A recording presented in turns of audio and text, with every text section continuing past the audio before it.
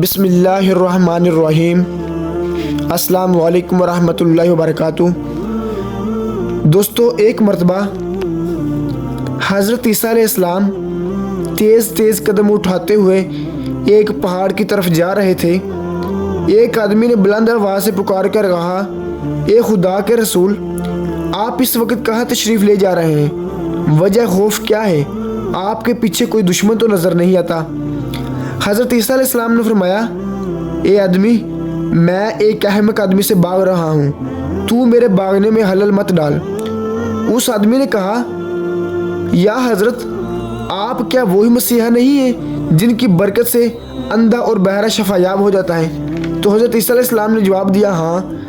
اس آدمی نے پھر کہا، کیا آپ علیہ السلام وہ بادشاہ نہیں ہیں جو مردے پر کلام الہی پڑھتے ہیں اور وہ مردہ اٹھ کھڑا ہوتا ہے؟ تو حضرت عیسیٰ علیہ السلام نے فرمایا، ہاں۔ اس آدمی نے پھر کہا، کیا آپ علیہ السلام وہی نہیں ہیں کہ مٹی کے پرندے بنا کر ان پر دم کر دیں تو وہ اسی وقت ہوا میں اڑنے لگتے ہیں؟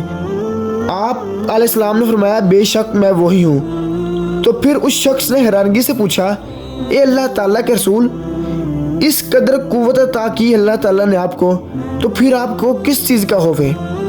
تو حضرت عیسیٰ علیہ السلام نے فرمایا، اس اللہ رب العزت کی قسم جس کے اسم اعظم کو میں نے اندھو اور بہرو پر پڑھا تو وہ شفا یاب ہو گئے، پہاڑوں پر پڑھا تو وہ ہٹ گئے، مردوں پر پڑھا وہ جی اٹھے، لیکن وہی اسم اعظم میں نے احمق پر لاکھوں بار پڑھا لیکن اس پر کچھ اثر نہ ہوا۔